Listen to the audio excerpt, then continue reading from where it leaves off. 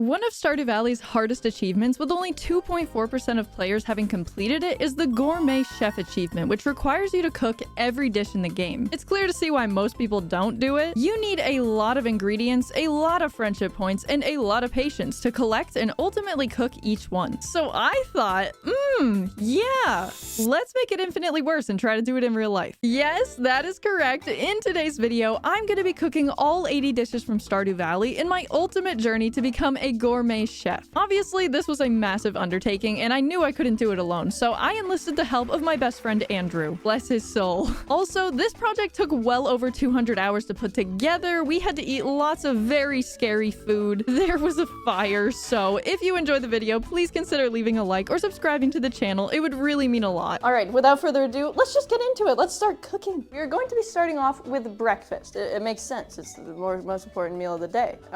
It's night.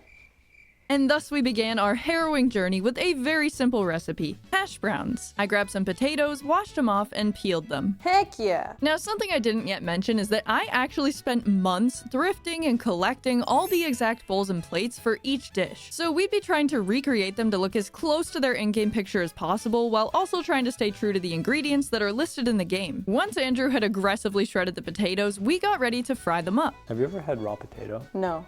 You wanna try? No. Is that allowed? I took a nibble myself. It tasted awful. And then we began cooking. We're already getting some good color. Oh, baby. I'm gonna flip it. I don't even know if it's ready. Hey! Okay, it wasn't ready. Just like that, we had officially finished our first recipe, a huge moment, and so we moved on to the fried egg. A fairly simple recipe, surely we couldn't possibly mess that up. Funk. Yeah, then I, flipped it. Apparently, that was incorrect, so my bad. Round 2. This time around, I had my egg privileges revoked, so while Andrew did all the hard work, I took a breather. Okay, so I poked the raw part. What are you doing? Snacking? With this new strategy, the fried egg was successfully completed, and we moved on to the omelet, which is apparently just a single egg and a splash of milk. Once mixed, we plopped it in the pan to get it cooking. What's that? That is a hash brown. Oh. Very carefully, I flipped the omelet and served it up, finishing off our third dish and bringing us to pancakes. We have mix. I'm not making it myself. I'm so sorry. Being a seasoned bag pancake expert, I mixed it up and got to work. I'm working on it. What's a pancake's most favorite Animal Crossing item? The maypole. I actually hate that.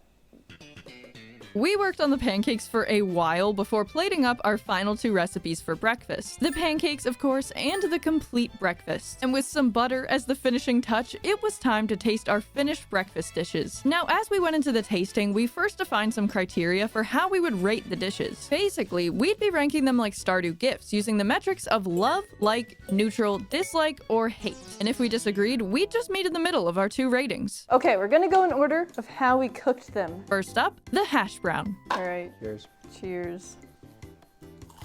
They're a little bit burnt. It wasn't bad, it just wasn't, like, good. It's deep fried potato. We agreed on neutral for that one and then moved on to the fried egg. I don't like the runny yolk, so I'm just gonna eat the egg part. I'll eat just yolk, and then we can average. And then we can add together.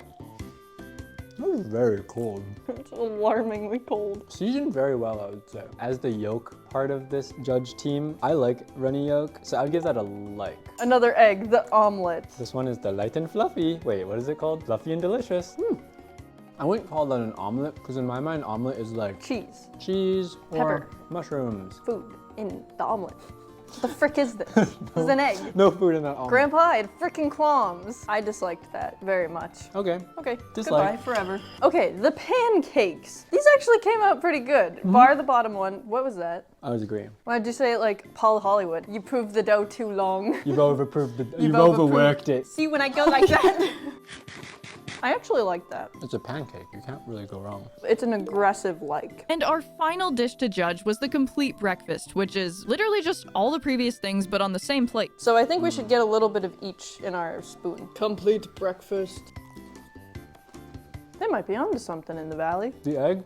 Don't eat it. That's disgusting. The egg is gross. Everything was great, and then I had a bit of egg, and I was like, that's actually good. I'd give that a neutral. So that was breakfast, and I'll be honest, that was just the warm-up. That was baby cooking for babies. Next up was lunch, which consisted of 11 total recipes, starting with tortillas. I started following my recipe, adding the flour and seasoning. That is a lot of salt. Is that right? I'm sure. Putting all the liquids in and then mixing it up. Ooh, I don't like the feeling of this. Mixing this dough was quite an unpleasant sensation, but I continued to do so until it was smooth. So we don't have a tortilla press, so I feel like the best thing would be to put our portion and then apply downward force. We tried out that method pressing our first tortillas, and it actually worked really well. That looks so good. That looks like a tortilla. With the tortillas resting, we then moved on to preparing the bread, and this was actually super important because we needed to make it well and have enough for other recipes down the line, like stuffing, bruschetta, and the survival burger. The first thing we had to do to make the bread was activate some yeast, so I added some warm water, sugar, and yeast into a bowl and started cooking up our tortillas while that bubbled away. Cooking the tortillas wasn't super exciting, they just sort of sat in the pan, but the yeast, on the other hand. Oh wow, that's horrible. Ooh, yum. With a little more cook time, the tortilla actually started to look like a real tortilla, and thus we finished our first dish of lunch. I then turned my attention back to the bread and began adding all our other ingredients before kneading it into the flour. Okay, I'm not gonna lie, I completely lost track. I don't know how much flour this is, but I think it's fine. I've made bread a couple times before, and I don't remember what it looked like because it was so long ago. What are you doing? I think I definitely might have overworked it, but you know, aren't we all? We put the dough into a bowl to proof for 1 hour and took a little break before checking back in on it. Guys, the dough is so big. Okay. Oh, maybe it's not that big. Maybe it's proportional. I don't know. It just seems like a lot. I think it doubled. Did it double? Wait. So because we'd be using the bread for future recipes, we cut the dough into a couple different shapes. 2 logs for the bread stuffing and bruschetta, as well as a circle for our survival burger. Once we tossed all that into the oven to bake, we had time to start on the pizza. Of course, we could have made everything from scratch, but I just picked up a pizza crust and some pre-made sauce. Like, with 80 whole dishes to cook, you gotta pick your battles. This is like an adult Lunchable. We slapped down the crust, put on some sauce, and then realized we needed to get it on the pan somehow, and it did not go well. Oh boy. I salvaged it though by just curling the edges in, so it wasn't totally ruined. And the bread was also looking pretty decent at this point, which made us feel a whole lot better about the whole situation. It's definitely becoming bread. With our cheese now placed on the pizza, we moved on to our next dish, Lucky Lunch. So the ingredients for the Lucky Lunch are tortilla, which we already made, blue jazz, which I'm going to be using butterfly pea dried flowers as a substitute, and then sea cucumber? I'm not using a sea cucumber, so we got pickled daikon radish, which, like, what is the sea but just pickle brine? The only thing we need the radish for is to cut the star out for the top, so we began cutting out 1 star each to see whose was best and would get the honor of being placed on the final dish. Oh, that's cute. It looks like Patrick. I want to turn mine into our mascot. Okay. And using the edible flowers I purchased, which looked very interesting, we assembled the Lucky Lunch. Boy, did it look disgusting. Just like Grandpapa used to make. Honestly, the next couple meals wouldn't be getting any better. While some fish defrosted for the fish tacos, we moved on to the dreaded dish of the sea, which involved hash browns, And then 2 sardines. What am I, Flint Lockwood? I'm not eating a sardine. I was genuinely terrified for this, but eventually I opened up the can. Oh, that's vile. Oh my god, that's vile. Do you want to plate it up? I hate this. Oh, it's got a little tail. Oh my god, that's vile. Oh my god. Oh my god. After finishing that atrocity, I took a minute to gather myself, placing the dish in its own little biohazard bag, and then moving on to our next meals. Cheese cauliflower, farmer's lunch, and the survival burger. I cut up some parsnip and cauliflower while Andrew pulled the bread out of the oven, which actually looked really good. I then tossed in our janky little pizza to cook, and once we'd seasoned up the parsnip and cauliflower, we put those in as well.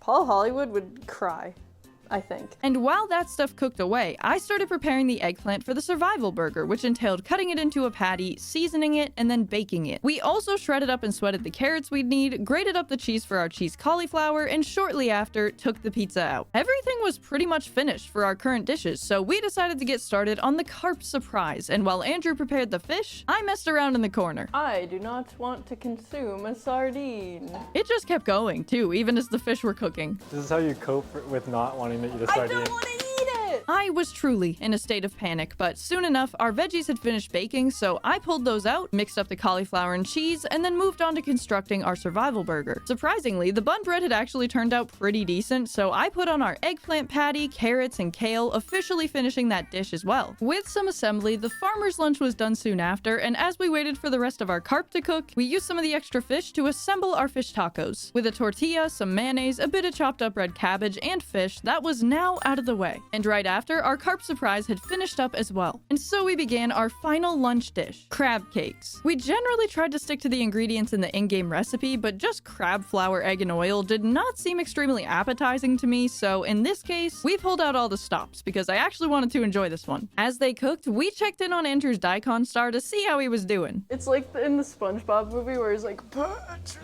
He gets dried up. yeah. It's getting dry. You can see it around the edges. With the crab cakes done, it was now time to taste our finished lunch dishes. I think we should start with the crab cakes. They actually look so good. Like, what the frick? That's like an actual crab cake. We cooked that?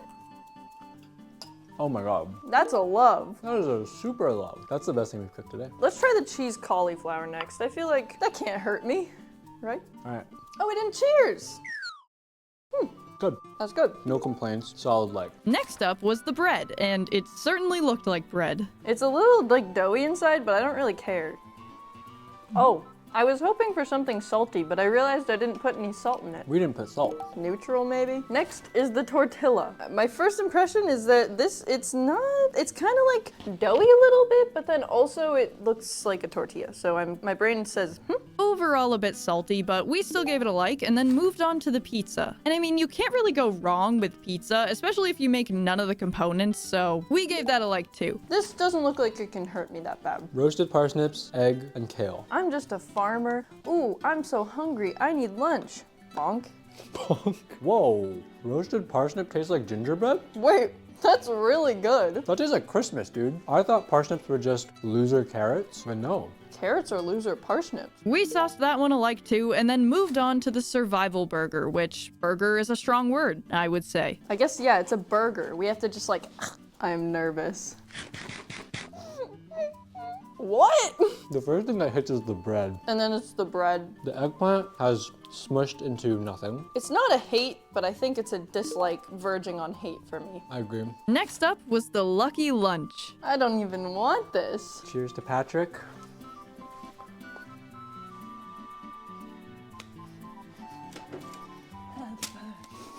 Let's recap. That's a hate. Luck comes at a cost, let me tell you. Actually, not terrible. That's a neutral for me. But I think collectively we'll go with dislike. And with that, we'd reached the final 3 dishes, all of which included fish, my favorite, and went with the taco first. The mayonnaise has like congealed. Tinkle. That was unpleasant. I need water. Yeah. As someone that likes fish tacos, this is terrible. Thank you, chef. Yeah, it's a failure. I'd say that's a dislike. Next, we're gonna do the carp surprise. I'm saving the sardines for last because just the like memory of opening it is still kind of clinking around my head. Charlie, come eat. Oh my god, shut up. I'm gonna say it.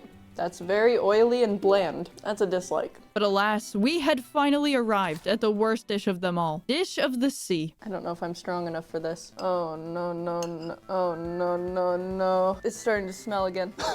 We took it out of the We took it out of its biohazard bag. biohazard bag. I've prepared maraschino cherries. Chaser. Yeah, chaser. It's good for you though. That's what my dad said when I texted him and said, Dad, I'm about to eat a sardine for the first time. I'm so scared. This is how much I've taken. It looks like not that much, but it feels like a whole fish.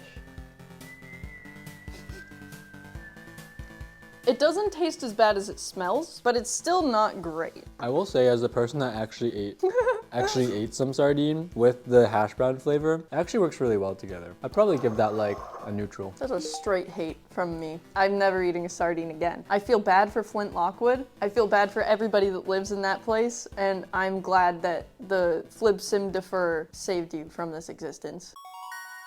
At long last, Stardew lunch was finally over. A wild ride, for certain. Traumatizing, even. And the next morning, we began with some wonderful appetizers, of which there were 9 total. Also, apologies if the lighting is inconsistent, I simply cannot control the sun. The first dishes of the course were about to be an absolute cakewalk, the salads, and of course we started out with the basic salad, using some kale because we couldn't find any dandelions outside, as well as some leek and a splash of vinegar. We were entirely done. Simple enough. Our next course, the radish salad, was just as easy. After thinly slicing a few radishes, tossing them with oil and vinegar, and then pouring them onto the plate, that was out of the way too. The red plate was pretty much the same, but with red cabbage, and with that we moved on to the super meal, which was basically just bok choy and artichokes softened in a pan and topped with cranberries. For the next one, bruschetta, we whipped out some of our mildly gross bread and got a couple slices going in the toaster. While that worked away, we cut up some tomatoes, gave them a little seasoning, and then put them right on top, completing our 5th dish. The next one, though, would not be so easy. Calamari.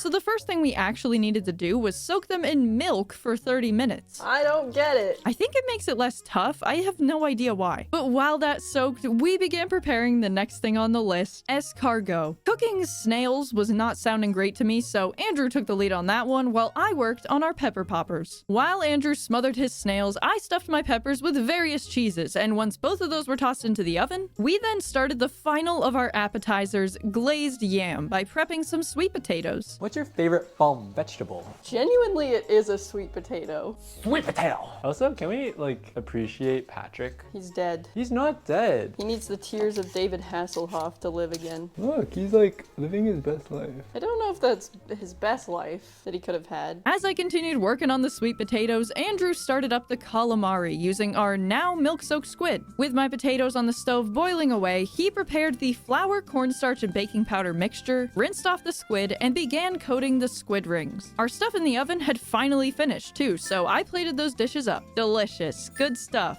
Eventually, all the squid had been prepped, meaning it was time to fry them, but the first go-around was not spectacular. That looks horrible. Andrew battled with the squid and overheated cooking oil while I made the glaze for our sweet potatoes using butter, sugar, and maple syrup. I've plated the calamari as an expression of how I feel, which is distraught and upset. And squiddy. Once the glaze was done, I poured it onto our sweet potatoes and baked them up for 40 whole minutes, finally completing the last of our appetizers. And thus, it was again time to taste test our creations, the first one up being the calamari. Dislike. I dislike this version. The squid is too thick. I want an equal amount of breading and squid. It's so good. We leveled on a solid neutral. Next, we're gonna try the escargot. I don't want to do it. There is snail here. It's just covered in a lot of garlic, so. Garlic butter. But you know there's something in there. I think for me, that's between a neutral and a dislike. I just Is it because it's a snail? Yeah. With the 2 scariest dishes out of the way, we moved on to the salads, starting with our radish salad. Andrew was not a fan of it, but I thought it was okay, so we gave that a neutral. And just to get the radishes out of the way, we did the red plate next, and it was not great. Oh, the aftertaste of the radish is atrocious. A definite hate, and actually our first one. To round it off, we then had the regular salad, which is literally just raw kale and leek with vinegar on it. Neutral. It's Neutral. fine. Next, though, was our beautiful bruschetta, and despite being soggy from sitting out so long, it wasn't too bad at all. I would say that's a like for me. I'll give it a like too. Now, we hadn't really had anything wildly good in this course yet, but then the super meal came along, and we had high hopes for this one. It's one of those things where you put a bunch of things that you like together and they don't work together. I don't know who invited the bok choy. I would give this a dislike, honestly. Yeah, it's a dislike for me too. But fret not, because we'd saved the best for last, and our penultimate dish was the pepper poppers. So good. No complaints. Love. Love. I love how creamy the cream cheese is with the sour kind of.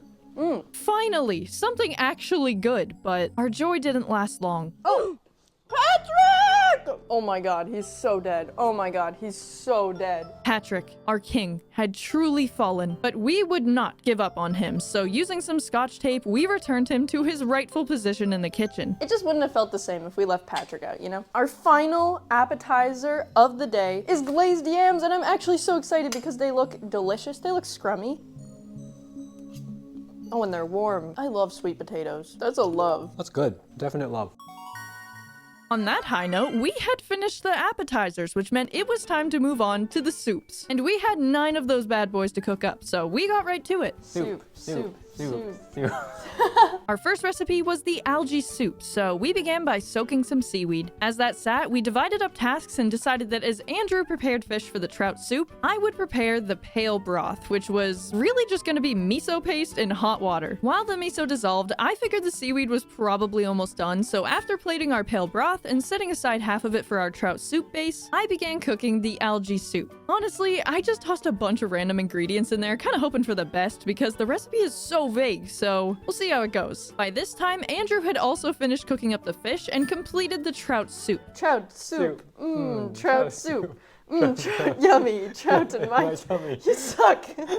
The next recipes on our list were parsnip soup, which Andrew took charge of, and pumpkin soup, which I'd be working on. I chopped and scooped my little baby pumpkin while he prepped a parsnip, and just as our algae soup was coming off the burner, the parsnips were going on with some vinegar and chicken broth. With my pumpkin boiling away, I began preparing the beets for our vegetable medley until the parsnips softened. We poured those bad boys into the blender piping hot, which is probably not advisable, added some milk, and blended them up. Parsnip soup? I don't know. I continued chopping up the beets and some onions, which didn't go super well. I just love soup so much. And then we started actually cooking the vegetable medley by boiling a can of tomatoes with the beets. Coincidentally, our pumpkin had finally softened too, so we blended it just like we'd done before, and it actually turned out really well. Like, it looked genuinely yummy. The vegetable medley, on the other hand, not so much, and the algae soup was not much better. Now that those were all finished, it was time to tackle our most difficult soups. While I took on the tomka and chowder, Andrew began work on the fish stew. We both began on our respective bases, and while I added onion, mushroom, coconut milk, and curry paste, he added some tomato and chicken broth to his own. Oh, that's so good. Hey, you're cheating. Oh my god, I'm not supposed to taste it, but that is so good. Goodbye, my beauty. This is the best thing I've ever cooked, and I'm ruining it with a piece of shrimp. With that sad little shrimp, I had officially finished the tomka soup. And to finish off our fish stew, we had 3 very suspect ingredients left to add. A crawfish, some more of our snail friends, and a single oyster that we bought from Harris Teeter. We put half the ingredients into the pot, and while they cooked, had a bit of a race. We have to pick one, and whoever's opens first wins. I'm gonna pick this one. 3,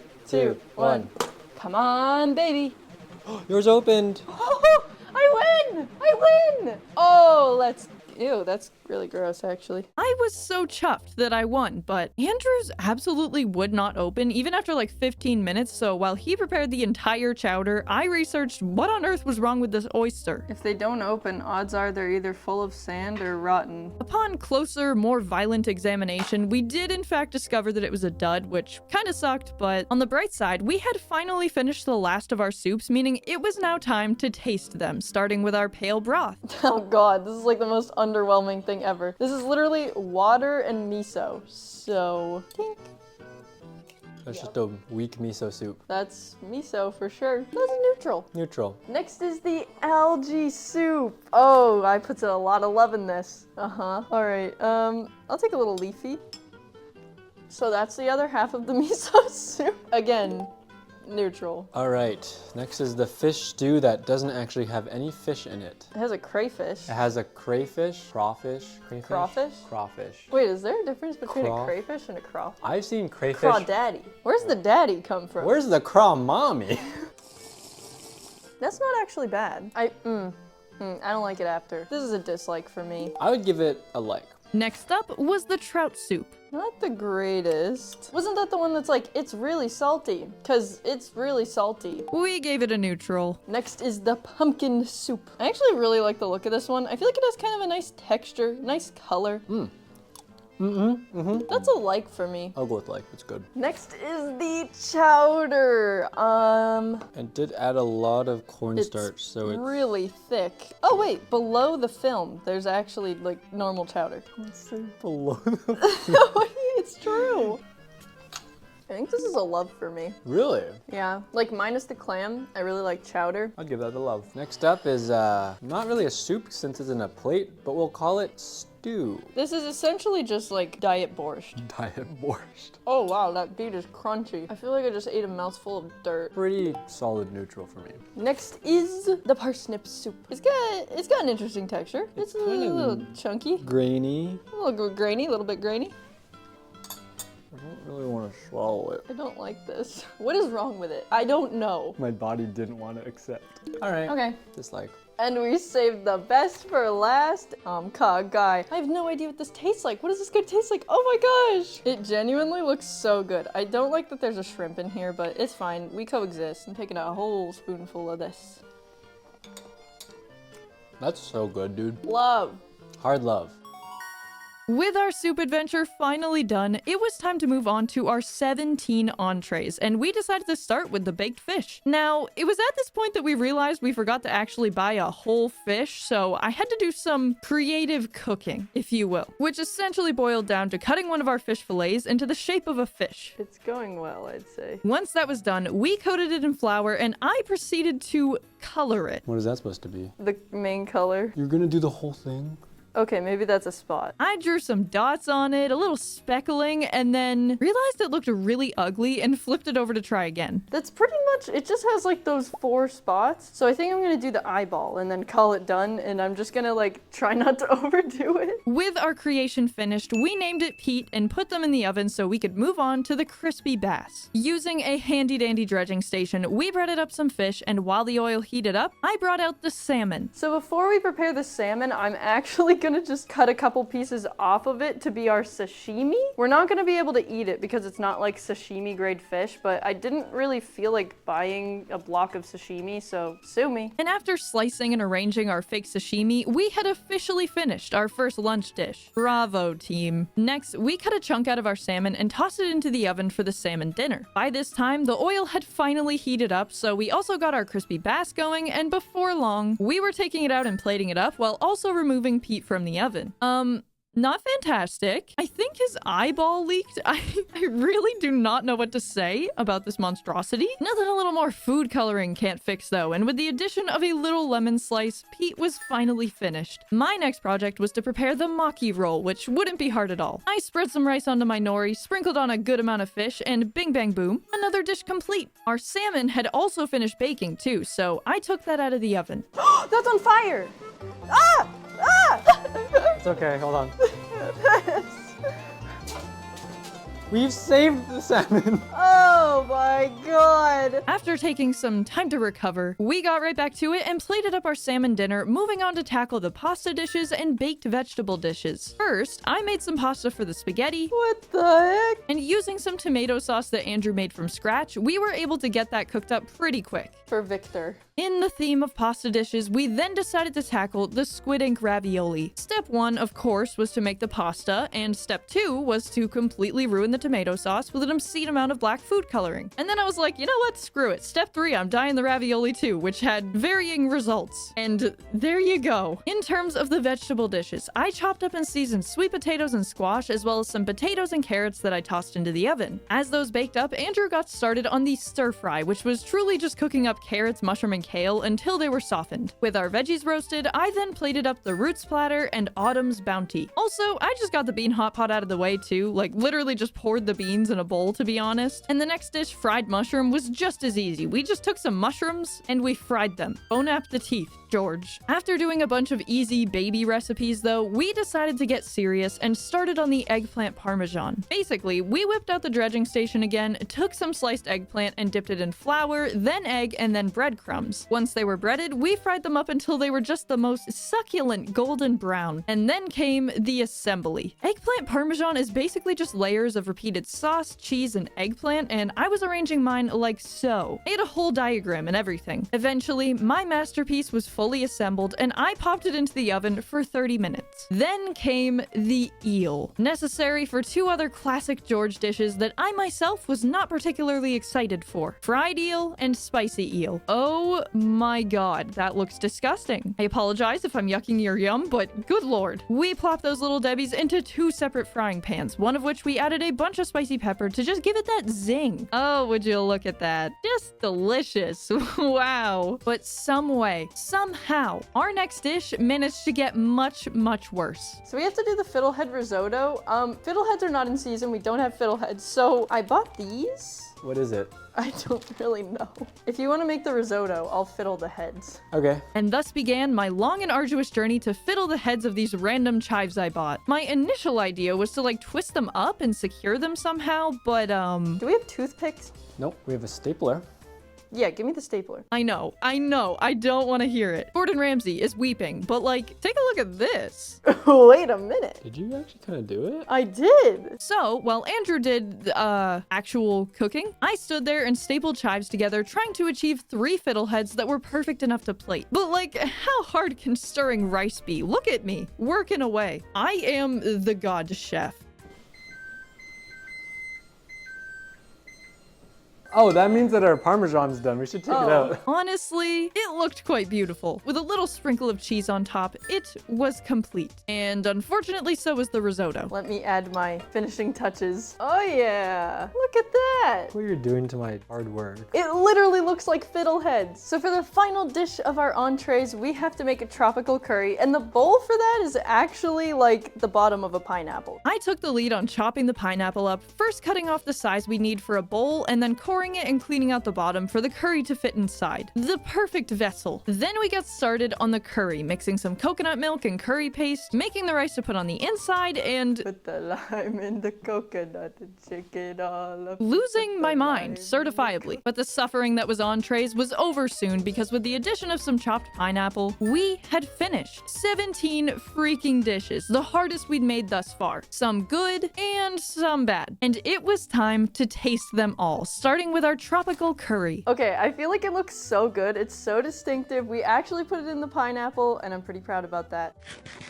Oh yeah. That is really good. That has like a type of spice that goes like, that's a love. Easily. That's an easy love. Because we started with something so good, I feel like we should just get something bad out of the way. Let's eat Pete. Let's eat Pete. Oh, he looks so sad. Put a little lemon. Douse him. Douse his final tears. Tink. I honestly don't think I've ever come closer to consuming something and feeling like nothing happened at all. I think that's, by definition, a neutral. Aggressively neutral. Speaking of aggressively neutral, would you like to have one mushroom off the pile? I like mushrooms, but I don't know about this one, George. It is what it sounds like, which is just mushroom. I'll give it a neutral. We can give it a neutral. Vegetable stir fry. Gotta get a little bit of everything. All 3 of it. Surprisingly really good. I feel like it somehow tastes like lo mein. Yeah. Like there's no noodles, but it tastes like lo mein. I actually really like that. I'd say a like. Yeah, that's a like. for That's sure. really good. The sashimi, we're not gonna be eating. It's not sashimi grade, but looking at it, I feel as if it makes me feel neutral things. Unfortunately, we couldn't eat the sashimi, but we could eat the cooked version in the maki roll. The nori is a little bit old. I pulled it out of my cupboard. It's really old, I'll admit. But I think that overall it'll be fine. Neutral. Neutral. Did you just finish chewing? Yeah. I think maybe we should do one of the bounties. Maybe like the Autumn's bounty? Yeah, let's do it. Ooh, cubed things. We gave that a like, nothing super special about it, and then moved on to the bean hot pot. So bean hot pot is made with green beans, but I thought the picture looked more like edamame, and I would rather have eaten edamame, so that's what we did. And it's just edamame, and I really like it. I think it's a like. Solid like. Next, we moved on to the eel dishes, starting with the normal fried eel. That makes my timbers shiver. I hate that. How does one eat this? One thing I will say is I think the description in Stardew says like, it's really greasy. It is really greasy, so check. It's gonna taste no different, except it's gonna be a little spicier. One thing I'm learning about Stardew Valley is that all the foods that help you the most taste freaking awful. Spicy eel, great in Skull Caverns, terrible in my mouth. Lucky Lunch, do not want to eat it. Why does that taste better? You barely had any. Maybe that's why. Okay, so do we just give them both like a neutral? Sure. Do we go squid and ravioli? Look at it. I almost don't want to. It looks good, like compared to the game, like it looks like squid ink ravioli. But will it taste good? I just don't want to eat it. I can't even get a piece off this. It's so rubbery. I've gotta say, it has the look and consistency of a tire. I didn't like it very much. I honestly would say that's a dislike. I'm not a big fan. We decided to try out the spaghetti next to hopefully restore our faith in pasta dishes. It has a more natural color, which I'm excited about. That's pasta. I like. We then tried the salmon dinner, and although it looked beautiful and tasted fine, it was kind of boring, so we gave it a neutral. The crispy bass was much the same. It also rolled in at a neutral, and the root splatter was also nothing to write home about, like truly just a plate of potatoes and carrots, but because we both like those things, we decided on a like. And thus we arrived at the eggplant parmesan, a dish that I had truly poured my heart and soul into. It better be good. That's really good. I feel like I struggle to understand why the eggplant was invited, but I actually really enjoy it. I think that's a like for me. Yeah, me too. This is really good. And on that high note, it was time to taste our final dish of the entrees, the fiddlehead risotto. To be fair, this isn't really the dish. This is rice that came from a box with scallions stapled into a swirl. This is not fiddlehead risotto. And I will say, pretty like... No way that's being consumed. Hello? I think we've made a new construction material. I don't like that. This I feel is a dislike for me. Or at the very least a neutral. I would agree with the neutral. Overall, although the entrees started out strong, they kind of plateaued at a very low level from there onwards, so we were truly hoping for better things in the courses to come. And next on our list of Stardew meals was 7 delightful side dishes, and I have no idea where Andrew went at this point. He just kind of disappeared, and frankly, I crumbled without the support of my sous chef. I'm just gonna put it in this bowl which is wet and has water in it, which is exactly what I wanted, because actually that adds to the texture. Oh, and there goes one down the sink. I just wanted to test out if the sink was working, so that's actually going perfectly well. Like, I couldn't even get a dish as easy as stuffing right. Oh no. Oh my god, that was exactly what I intended for. I'm so good at cooking. Once I'd added some spices and chicken broth to sog up the bread, I put them in a baking tray. But before we could cook that, I needed to bake up some hazelnuts to add, and also for their own dish, the roasted hazelnuts. I can't mess that up. Wait, do I have to crack these? First, I tried a knife handle, which did not work, and then I upgraded to a tea kettle, which also did not work. But as I was trying to saw my way through one, Andrew returned to the scene. Okay, I'm back. Hello? What are you How do you doing? crack a nut? Stop. And in literally one attempt, he got one open with a garlic crusher, which it completely blew my mind. For literally the next 20 minutes, we did nothing but crack hazelnuts, competing to see who could crack one open but keep the nut perfectly whole. Look! Nut! Perfect nut! Eventually, though, we had enough to bake, so we tossed them in the oven. And while those toasted, we began our next recipe, cranberry sauce. This essentially involved combining sugar and a cup of cranberries into boiling water and then just letting it sit until the berries burst. It reminds me of those like cranberry juice commercials where they're just standing in bogs of cranberries and they're like, you know why I drink ocean spray? And on that note, it was now time to move on to the shrimp cocktail, which was more assembly than anything. With our cocktail sauce in the bottom of the glass, I just lined up some shrimp along the rim until it looked like the picture. Next up was the artichoke dip. This dish was slightly more difficult. We had to mix together sour cream, mayonnaise, cream cheese, and parmesan with some artichokes and then bake it for about a half an hour. But while I was in the middle of this, The hazelnuts! I realized I hadn't set a timer for the oven. Luckily though, they didn't seem to have overbaked too badly. So I sprinkled cranberries and some of the more broken ones on our stuffing and finally put that into the oven. The bowl I bought for the roasted hazelnuts though was a tad too large. Yes, there were like 5 total in there, but we literally didn't have any hazelnuts left to cook, so I called it good. With that disaster handled, I turned my attention back to the artichoke dip and finished mixing it together, adding some artichokes before throwing that in the oven as well. And seeing as so much time had passed, the cranberries on the stove were actually completely burst and created genuine cranberry sauce. It looked so delicious. As we started on the coleslaw though, Andrew noticed something I'd literally never realized before. The color's green. Yeah, why does it say to use red cabbage? You know what? The world may never know, but we just kind of ignored it and put our cabbage into a bowl, slapped some mayonnaise and vinegar on top, and stirred it until it looked like coleslaw. With just one more dish left to prepare, lobster bisque, Andrew had taken the reins on cooking, seeing as I'd moved past the point of sanity. Are you singing Great British Bake Off music? Yeah, I didn't even realize.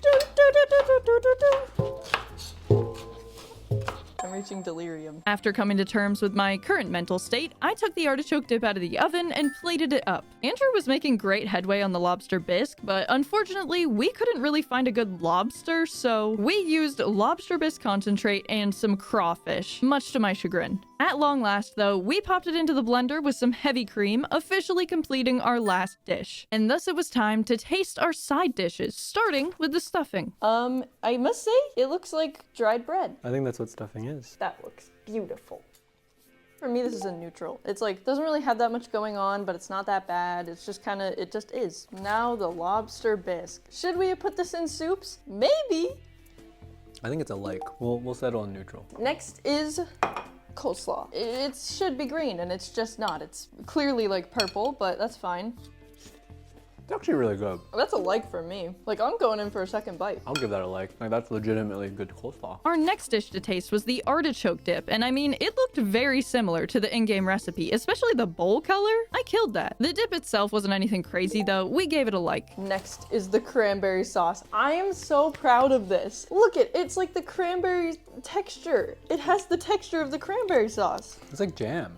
That slaps. It's so good. I think it's a love for me. Yeah, it's a love. Next up was the shrimp cocktail, and as you'd expect, it is shrimp and cocktail sauce. Nothing special, so we gave it a neutral, but even so, Andrew somehow managed to eat almost the whole thing. And our final and probably most challenging dish that we've cooked yet, roasted hazelnuts. We had to crack them. We had to bake them. No timer. I just went, oh no, the hazelnuts. And they were burnt a little bit, but we made it through. I think you roasted them perfectly. Thank you so much. Do we like or do we neutral? Neutral. At this point, we had been cooking for quite literally 2 days straight, so we decided to take a refreshment interlude and tackle the baby category that was drinks. We only had 3 of them, so it was bound to be a piece of cake. For our first drink, the cranberry candy, we filled a cup halfway with cranberry juice and halfway with sparkling apple cider. Easy, right? What could go wrong? Ooh.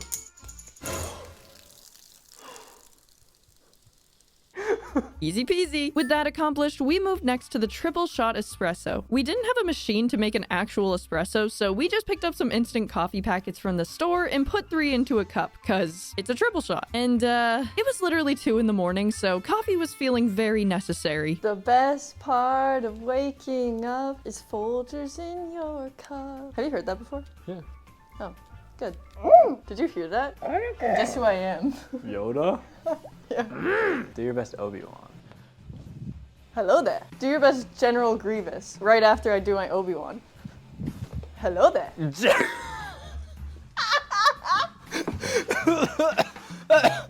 After such a thrilling reenactment, the water had finally boiled, so we put it in the cup with our instant coffee, finishing our second drink. And so we had arrived at our final and most difficult beverage, ginger ale, which we'd actually be making from scratch.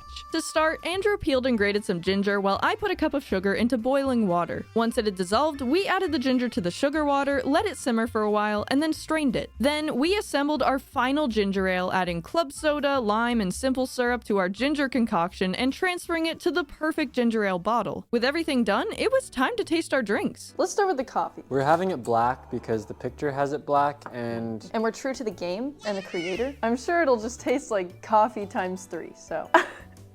I've never are you okay? Just drink.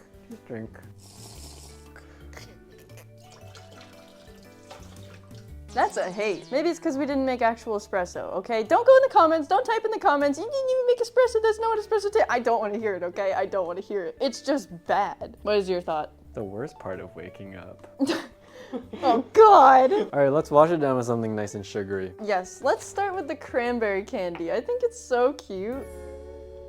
I think it's a like. I don't hate it. It's good. I It's wouldn't good. do it again. I would just have them separately, but it's fine. Like. And last up, ginger ale. Oh my God, do you see the layer of sediment that is formed? Well, that's- Oh yeah.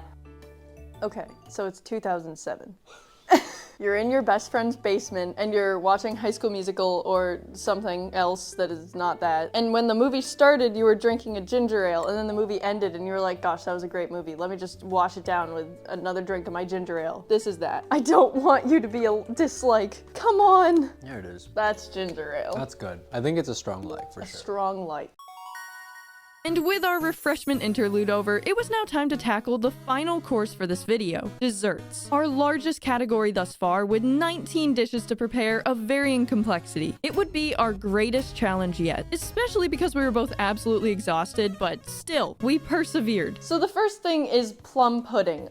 This was the one that I was dreading the most, so I put it first. It's got a lot of components, and I do not intend on making it correctly, so... To explain why I was so down on the plum pudding, it's a very complicated recipe. You need to use a mold, cover it with foil and string, and steam it for over 2 hours, and I just did not have the time or energy for that, so I planned on improvising instead. Starting out, Andrew beat together some butter and brown sugar. That looks okay-ish. That looks like something that is right. I then mixed together some breadcrumbs, flour, cinnamon, baking soda, nutmeg, salt, just a real medley. We poured that in as well, and it smelled nice. Once that was incorporated, we put in our bigger ingredients like the plums, raisins, and carrot. Now, the molds for plum pudding were like $20 on Amazon, and I was not about to do that, so I used this little dish I found, and we just buttered it up, plopped the batter in there, covered it in tinfoil, and then placed it in this makeshift steaming contraption for the next couple hours. Very little about what we did was correct, but whatever. And with our most daunting recipe out of the way, we moved on to the pink cake. Fun little fact about me, this is actually the first cake I'd ever made from scratch, despite watching hundreds of hours of Great British Bake Off, so I was very excited to see if I had what it takes. Once I'd mixed the eggs and sugar together, I added a little bit of this special melon flavoring that I got, and also some pink food coloring just to give it that pink cake feel. The cake recipe I was going off of was like needlessly difficult, especially because the Stardew recipe calls for melon, but eventually I mixed in the flour, blended up some cantaloupe, and put that in as well, and then tossed it in the oven. Also, I realized I couldn't start on our chocolate cake until that pan was freed up, so instead, I began working on the blackberry cobbler. The hard thing about this whole category was that literally every dish baked at a different temperature, so I had to group them into batches paired up by like 350 degrees, 400 degrees, and so on. The cobbler and the pink cake were in such a group though, so I measured out some flour, sugar, milk, and butter, mixing those all together, and then once that was homogeneous, I very nicely placed the blackberries on top. When I was happy with the arrangement of everything, I sprinkled a tad more sugar on top and then put that in the oven as well. Okay, we should do the poppy seed muffins next. Where are the poppy seeds?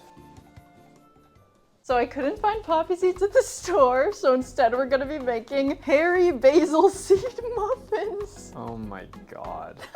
Oh yeah. I do not know why they weren't there, like they really didn't exist, but we'll see how this turns out. To get the poppy seed muffin mix going, we needed to mix together sugar, oil, milk, and eggs before incorporating our poppy seeds, or in our case, hairy basil seeds. I really just did no research at all and spooned a whole bunch of those bad boys into the batter. Simultaneously, the timer had also gone off for our plum pudding, so Andrew took it out of our makeshift steamer and checked it. Whoa, it looks like plum pudding. It still needed a bit more time, so we wrapped it back up and gave it a couple more minutes in the steamer. And after fully adding the flour into our muffin mix, I scooped the batter into some muffin containers and put those into the oven as well. Our next culinary adventure was the maple bar, for which we'd be using this Café de Monde beignet mix that my dad gave me. And boy, what an interesting dough texture. While Andrew made the donuts themselves, I worked on the glaze that we'd be dipping them into. First, I melted this ginormous hunk of butter and then put in some brown sugar. Honestly, things were going way worse for Andrew, who'd been struggling with the dough for like 10 minutes, but he figured it out eventually. Me, on the other hand, I was beginning a harrowing battle of my own. The strange bun. My first idea for how to construct this monstrosity was to use tinfoil to wrap the dough around and try to make this like cone thing. It was a little janky, but I figured it would do for now. Meanwhile, the donut part of the maple bars were finally being fried and apparently needed to like rise from the bottom of the oil. I've never made beignets. I kept it in my own court and mixed in the powdered sugar to finish off our glaze and prepare it for dipping. Our pink cake had also finally finished baking, so I pulled it out of the oven to cool. With all the donuts perfectly fried, Andrew then began to dip them and create our maple bars, and honestly, I was so proud of these. Like, the glaze was truly glazing. Things were truly starting to come together. The plum pudding had finished, the poppy seed muffins were technically done. They're weird. And the pink cake was also now cooled. Even better news, the plum pudding had actually cooked correctly, and genuinely our reaction was like cavemen discovering fire. Plum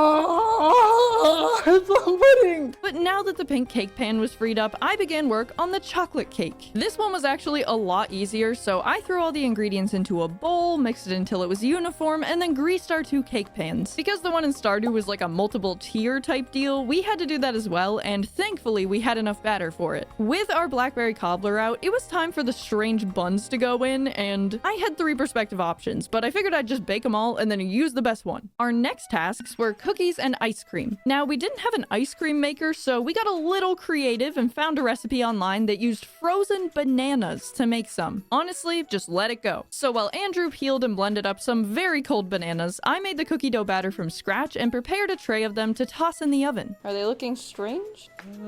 Ooh. Are they working? Beautifully, I would say. Oh. So yes, our chocolate cake batter was indeed overflowing onto the strange buns, but thankfully there hadn't been any serious damage, so we just continued to let them do their thing. For the ice cream in Stardew, the cone in-game has 3 colors: pink, green, and white. We wanted ours to be as close as possible, bar the actually being ice cream part, so we added a little bit of food dye to our banana before throwing it in the freezer to set. Our strange buns were actually looking pretty solid and were ready to take out of the oven, and while those cooled, I got started on prepping for the rhubarb pie and making the banana pudding, which I just bought a banana pudding jello pack. It just felt right. Andrew had started cutting the taro for the poi, and the banana pudding was done shortly after, so I plated that up in this absolutely perfect vessel I found and then took the cookies out of the oven to cool. With the oven almost cleared out, I then started assembling our rhubarb pie, coating the bottom of the crust with sugar, then putting the rhubarb, even more sugar, and some butter. And once the chocolate cake was finally out of the oven, I tossed our pie in at a healthy 450 degrees. As all of this was going down, there were like 40 different tasks happening at once. Not only were we steaming up the rice for our mango sticky rice, but Andrew had also boiled and strained the taro, and while I began frosting our pink cake, he got to work mashing it up. And honestly, never before have I felt so akin to a Great British Bake Off contestant. Like, I swear, I literally made the signature cake in the intro, the one with the missing cherry. I know the lore. It looked exactly like the in-game picture for it too, so just, I don't know. This is my application for the Great British Bake Off. With the taro now mashed up, we realized we would need to crack a coconut to use as the bowl for the poi, and luckily we'd picked one up, but we needed to figure out how to open it. So I looked up how to crack a coconut and everyone just says hit it really hard. I began on the pumpkin pie, combining some pumpkin, eggs, heavy cream, and spices, and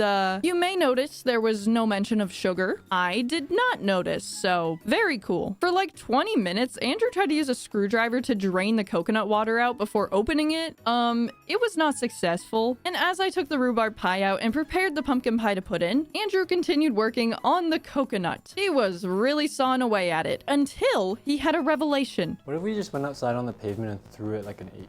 I'm just gonna go for it, I guess. Nope. He's outside smashing a coconut right now. I'm crushing blueberries. We're in 2 different worlds. Nope. Oh, I got crack. We got it. Yay! Thankfully, the coconut just so happened to crack in a slightly bowl-like manner. With a little bit of patching up using some tape, we had secured our bowl. My mashed blueberry concoction for the blueberry tarts was also going just splendidly, and as I filled my tart shells to ready them for the oven, Andrew filled up our new coconut bowl with the poi, officially completing the dish. I quickly frosted our most perfectest strange bun and moved on to making the seafoam pudding while Andrew tackled the rice pudding. Now, let me explain the seafoam pudding to you. It is cottage cheese, Cool Whip, and uncooked lime jello mixed together. You really have to just trust the process here. Like, walk with me on this one, all right? I don't know about this. I chopped up some melon and apricot for the fruit salad, took our blueberry tarts out, and Andrew plated the rice pudding just as the pumpkin pie had finished, officially marking the end of our cooking with the oven. Next, I finished up the chocolate cake, and honestly, it was pretty easy. I just assembled the tiers, covered the thing in chocolate frosting, and then put a single cherry right on top. This left us working in tandem on the final dish of the course and the video, the miner's treat. We did not actually have a candy thermometer, so Andrew just kind of freestyled making some sugar syrup while I painted our lollipop molds with random food coloring, hoping that we'd be able to salvage something that in any way resembled this in-game food. Once the syrup was done, I poured it into the molds very, very carefully, genuinely just praying that one of them would look alright. And I'll be honest, it was so late. We had been cooking for days at this point. I was losing my mind, and it showed.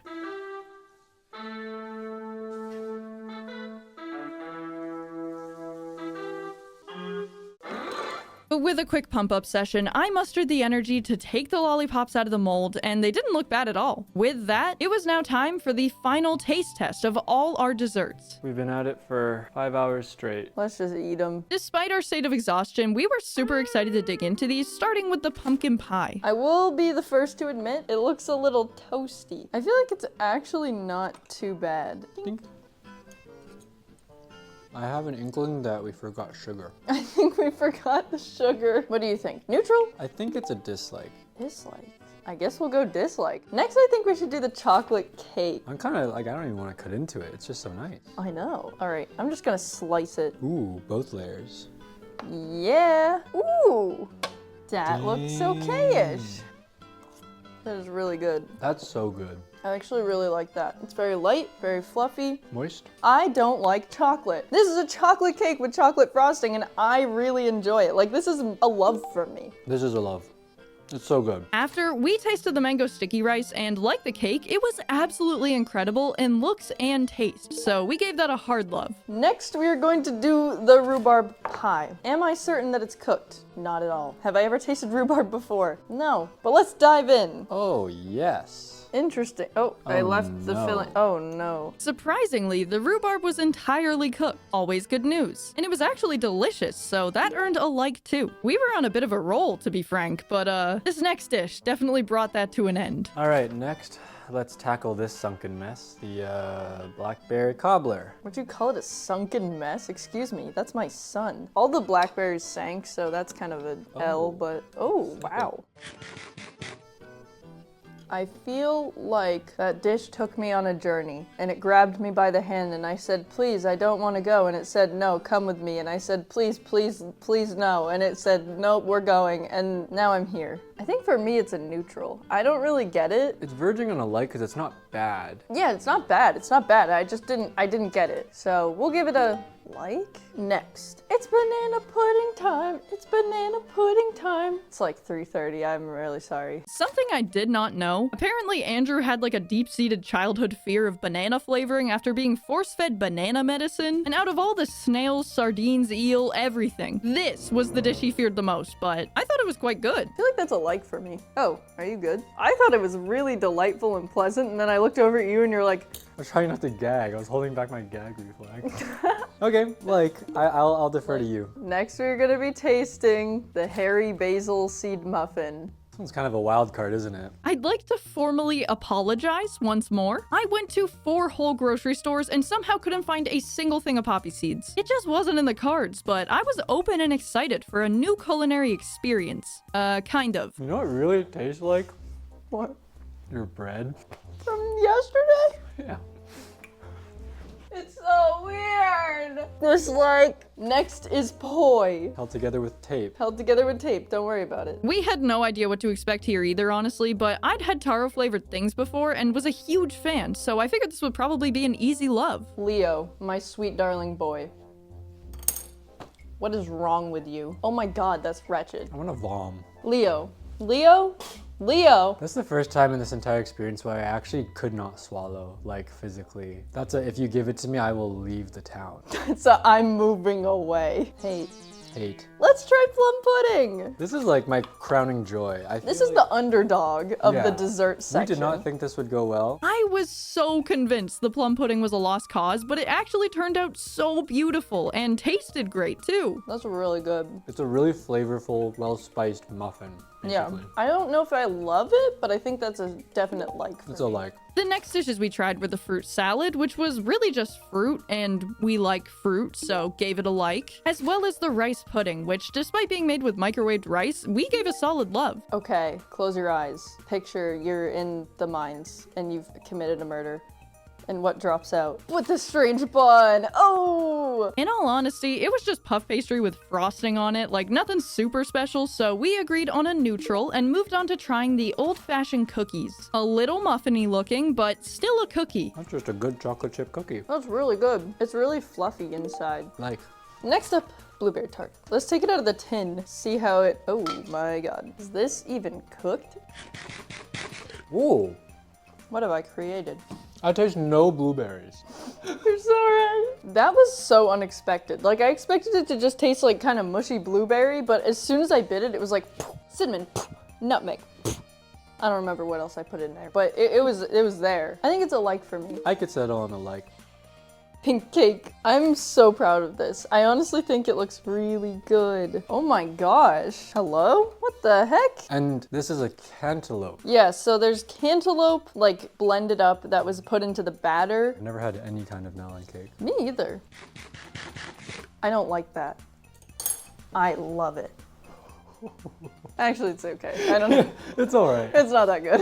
I think it's a like. This means nothing.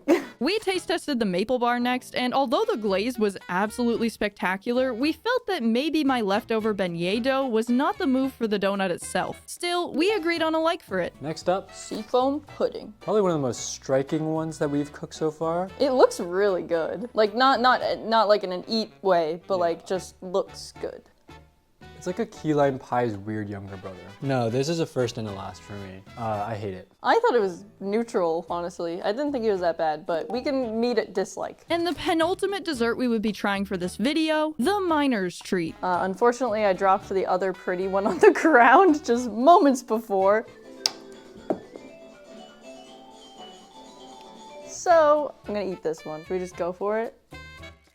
I don't enjoy this. Dislike. At last we had arrived at our final dish, the ice cream. We actually let it sit in the freezer for the whole night because we were absolutely exhausted the day before. Honestly, we might as well not have. It was like basically liquid, but I tried my best to form it into scoops. We tried to make ice cream with like frozen bananas because, I don't know, I thought that was kind of cool. So here it is. It's not the prettiest thing ever, but I think it looks kind of like ice cream. It tastes like bananas. It tastes like bananas. It's frozen bananas. So I actually do like it. I think it's a like for me. Yeah, it's a like. It's nice. And having bestowed our weird ice cream with a like, we had officially cooked all 80 dishes from Stardew Valley and become certified gourmet chefs. All in all, this is how the ratings stacked up, and I mean, we tended to enjoy the dishes more often than not, so Grandpa is definitely doing something right. Well, that is all I have for today. Thank you guys so much for watching. I really hope you enjoyed, and if you did, feel free to leave a like or subscribe to the channel. I would absolutely love to have you here, and it would mean a bunch. So much time, energy, and planning went into this video, and definitely also leave a huge thank you to Andrew in the comments for joining me and tolerating me. And if you'd like to see me tackle the full cuisine of any other games, definitely let me know because I had so much fun doing this and I'd love to do more. All right, and with that, I will see you guys next time. Bye!